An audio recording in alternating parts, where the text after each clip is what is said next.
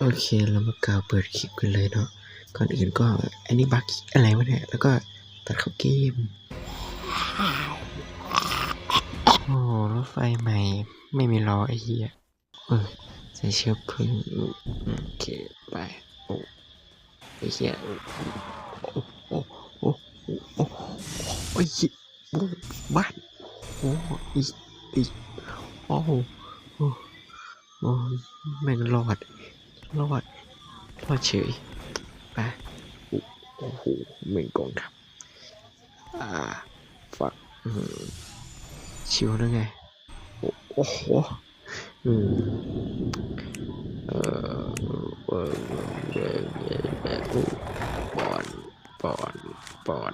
ต้องใช้คืนซื้อรถไฟมาใหม่ปอน